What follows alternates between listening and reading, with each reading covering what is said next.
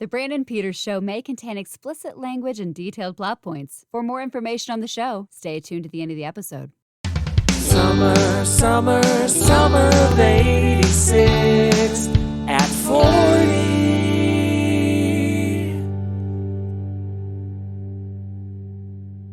It's Friday, and that means it's time for the Summer of 86 at 40, the video companion series where each week a guest and I talk about an artist, song, and music video from the Casey Kasem American Top 40, which we touch on briefly in the Monday episode. And back with us, we have that guy from social media.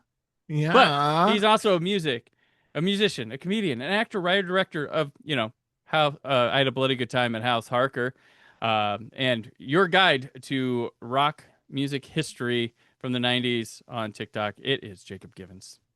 I'm so happy to be back. Thank you for having me a second time. I hope I can still achieve my third and fourth. By the end of this one, though, who knows? You might be over it. Yeah, we'll get there. By the end of the fourth, we will be over it. So yeah, right. Yeah. That's a good point. It's a good point. No, it's good to be back. Thanks for having me. Yes, welcome to June. This week, from the episode, the movies we talked about. See if you know any of these. First one up is the Tobe Hooper remake of Invaders from Mars. I do believe I have seen this one. Got Karen Black in it. Yes. And her actual son.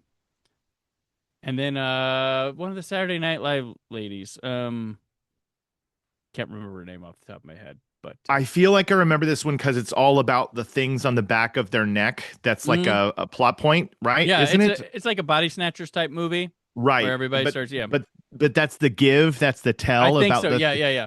Like the kid sees, I can see the scene in the movie where he thinks it's his dad, and then he sees the thing on the back of the neck, and he knows. That's what came back to my mind all of a sudden. I was like, I have seen that one. There we go. All right. How about My Little Pony, the movie? I did not ever see that. Lucky man. I was never into My Little Pony. Is just the pits. Yeah. I'm pretty sure I saw it when it came out, not in the theater, but like rental. Sure. Oh yeah, it's there. I don't care to revisit Care Bears if that ever happens, but yeah. Raw Deal, the Arnold Schwarzenegger movie. That seems like another VHS title that I recognize the cover while browsing the video store, but I think my parents would not let me see Raw Deal, and by the time I was of the age, I don't remember checking it out. Yeah, it's if you're kicking back like, oh, Raw Deal, all right, yeah, it is what it is. And then Space Camp. Oh, classic. I feel like I saw that in the theater, or at least saw it right when it was available to rent. That was definitely one of those movies that made me want to go into outer space so much, especially, the idea of going and getting on a shuttle and being an astronaut. And it wouldn't be until I saw what that would really be like that I was like, never mind, I don't want to go. Once you see a film like Gravity, you go, never mind. Right. Did you realize this was a controversial movie when it came out? So, 1986, in January, the Challenger incident happens. This movie was supposed to come out in February, so they pushed it off to the summer. And then even in the summer, people were like, this is too soon. Why are you doing this? Why are you doing this? Wow. So there's, and it bombed. So that was... Yeah. And I feel like now that you remind me of this, so obviously I witnessed the Challenger while I was in school, and it's come up recently in conversation because of the Artemis 2 launch. And I was just like thinking about that, but there must have been, because of my young age, enough of having this traumatic event happen, and then all it took was maybe a year for it to be something that I saw that I was like, yay, space. But I'm sure older people were like, hey, we're not ready to talk about sending a bunch of students in a shuttle when we just lost a school teacher, Right, which is funny because they were calling this controversial, but meanwhile, a couple weeks before the movie comes out, CBS was airing The Right Stuff on TV as like a Sunday night movie, like two-parter. I'm like, wasn't that the same kind of should we be? But no one said anything about that. But they, the space camp with the kids, people pick and choose their controversies. Yes, they do. Yes, they do. Some studio probably put some little complaint out there, Totally, just to beef it up. And it was a rival. It was a rival studio. It was Sony getting at Paramount. It was the Raw Deal folks. Like, no, we see some. Yeah, Invaders from Mars also coming out the same weekend. Space. I don't know. Where do you take space? Where do you call it a thing? Right. So, yeah. But those are the movies this week. Our song this week is "Take Me Home," the fourth and final single released from Phil Collins' third album, No Jacket Required. This is a 12-time platinum album, which also produced Sussudio, One More Night, and Don't Lose My Number. The track Who Said I Would later be released as a single from his 1990 live album, Serious Hits, ...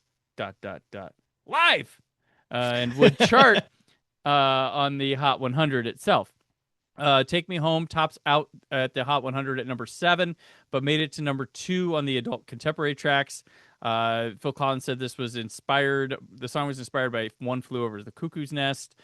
Backing vocals on this song were provided by Sting, Helen Terry, and former Genesis bandmate Peter Gabriel. And one of the funniest footnotes of this is later on, many years down the road, Phil Collins collaborates with Bone Thugs-n-Harmony on their version of the song called Home, including starring in the music video, trying to look like a badass with Bone Thugs-n-Harmony. Like, wow. I need to look that up immediately because no one is less badass than Phil Collins. And they're all like at least a foot and a half taller than him. I'm sure. All like, and he's just like, he's in a trench coat. He's like, take me home. Because I think they sampled his, the chorus from it, but it's just the funniest. I'm like, oil, water, like, just very unusual collaboration. The fact he joined the music video too is funny. But I guess Stevie Nicks would join Beyonce with Bootylicious when they sampled Edge of 17. Yeah. So look, managers make a lot of suggestions to these artists that are like, we really need to get you back out there, and I'm sure sometimes they're like, yeah, I'll do the video. Sounds great. What do the kids like nowadays? What do the kids want? Yes. So thoughts on Phil Collins and this Take Me Home?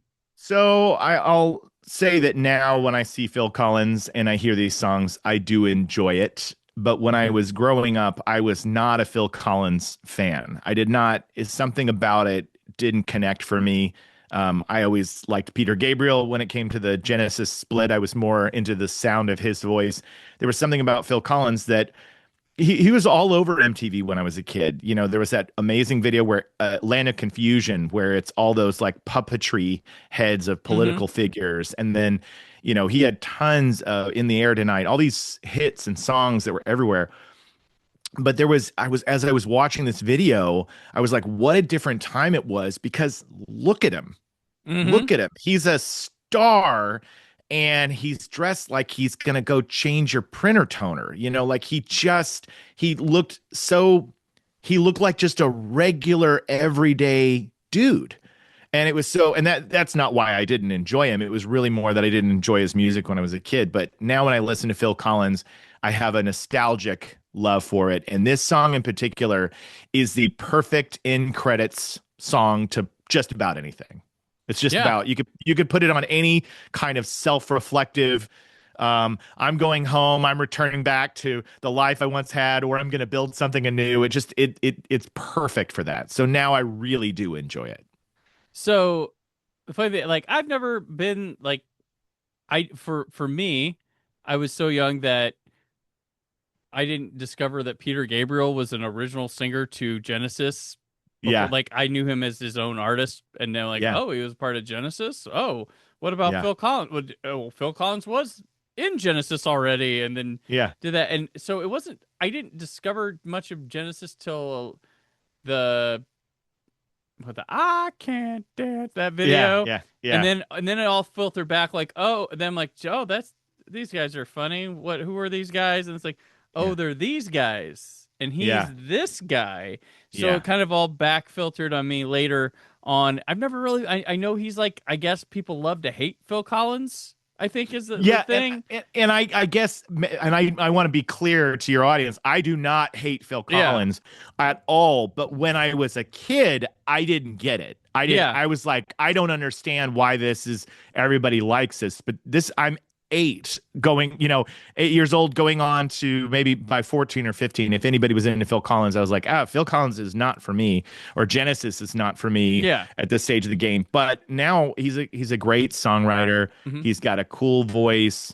And he's definitely left his mark on music history. So I give it up for him there. And it's cool that in 1986 that you could look like that and be a rock star, because nowadays everything's been so it's marketed at you. They wouldn't allow that. You know what I mean? They would say like, no, he's got to look way more handsome. He's got to be tall, or, Well, that's one of my problems with like a lot of like things with movies and stuff now. And which one of the things I praised a lot about Killers of the Flower Moon when Scorsese did it is like, even like the grotesque, ugly people are supposed to look fuckable in movies and stuff now. Like, right. Couple drinks, I would, like, and yeah, totally. We don't get interesting faces anymore because they don't, and stuff like that. And like, yeah, Phil Collins, like, yeah, a guy who's lost his hair, just regular guy, and it looks like like we were talking about dad rock on our Van Halen one, but this looks like dad music, like. This looks like my dad embarrassingly shot stuff while he was out on a vacation.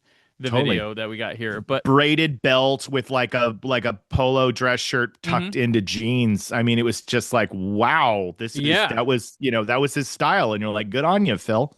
Yeah, and what people maybe like turned off is because they were overexposed to Phil Collins or something. Because my friend, and he's part of this series, Troy Brownfield from the Saturday Evening Post. A few years back, wrote an article called "Who Was the Actual Voice of the '80s?" It was Phil Collins. He had a combined 14 solo top 40s and 11 as the lead singer of Genesis, top 40 hits. So he's got 25 songs over the decade that were in the top 40, so playing heavily on the radio, because this guy's doing double duty. He's doing Phil Collins. At this time, he's got Genesis and his solo album going at the same time. Yeah. So it makes sense. He was everywhere. Yeah. He was everywhere.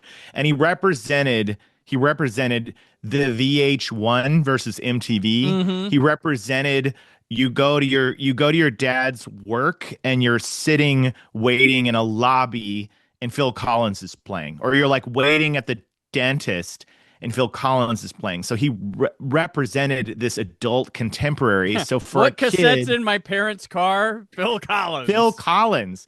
And so, that's just going to make any. So when I would meet anybody who loves Phil Collins, they were able to see past that, and they were able to see his talent as a songwriter, whereas I was just like, oh, this is what older people who do taxes listen to. No, that is a perfect description right there. And no slant against, there's an audience for that. 100%. You're giving something and making people happy and enjoying themselves. Absolutely. That's the thing. So the video we have here, it's directed by James Yukich. He does music videos for David Bowie, Kim Carnes, just a lot of Genesis and Phil Collins. He's on their Rolodex, I guess. He was the guy. Foreigner, 38 Special, Iron Maiden. He does a Pat Benatar videos, Debbie Gibson, Richard Marx, Cheap Trick. He directed Phil Collins' MTV Unplugged when he did that. Wow. And he did comedy specials for Dennis Miller, Cat Williams, Bill Maher, and Chelsea Handler. But the best one of all, he directed 1994's Double Dragon, the movie. You're kidding me. No. Oh, my God. That's amazing. That's amazing. Well, he clearly he was location scouting on this video for Double Dragon because he wanted to go global. We're going to go to every place in the world because eventually I'm going to have fighters. Right. That's why I love. So like, I mean, you're new to the show, but like when I first started the show, I would have multiple episodes drop a week, and one we'd have a main one on a Monday with me and a guest, and we talk a movie and about them, right. And then on Friday I'd have them back and we talk a random music video, because I think music videos are just this untapped. No one's doing too much history on them, stuff like that. It's a good conversation about something that's kind of not a dead medium. People still make. If you have the money now, you still make them, but right. Not important to the sale of the album anymore. But there's like artistry through this stuff and a history of discovering and figuring things out. And and the people that worked on these too. Like there are literally, we've done videos where there's like a model woman prominently featured. Nobody knows where she is. Like it's not documented, like just there's no documentation, no story. And these are like productions. These are it was a big deal. And most of the artists are like, fuck, I gotta go do a video. Where I think today, if they got offered, they'd be like, ooh, I gotta be a video. Yeah, absolutely. And these are things that are shot on what I had to imagine a lot of time film. Yeah. Like they're treating this like it's a big production to make a music video. Yeah, the Go-Go's video for like, I think it was Vacation. There's like, they all showed up drunk. They fucking hated it. Like they're annoyed. Like, and you're like, don't you know what it means to have this in the history of music? Right. That's crazy. So yeah, like Take Me Home is just a tour video. Like it's probably took like months to shoot because like, well, just go run around Japan. There's a lot of guerrilla filmmaking in this video though. There is. He wasn't using permits. There was even whenever he's wearing a hat is because he showed up that day and was like, I didn't wash my hair. Wow. So yeah, that's one thing I got out of it, but that's funny. And then there's a joke at the end where he comes home and he's like, "Where you been? I've been on tour." His wife's like, "You were at the pub." It's like, all right. Well, his mullet always had to look clean because he did have a little mullet going. Oh yeah, in the back. He did. So it was like it's really gnarly looking back there. And I thought, yeah, hat on your head, you can't even hide that, man. No, it's curling. It's not curling. Even, like. There's like Kurt Russell in the 80s, and then there's Phil Collins. There's Big Trouble in Little China mullet, which is awesome, and then there was this, which looked like 1986. Good callback there. Thank you. It's a part of this series. It's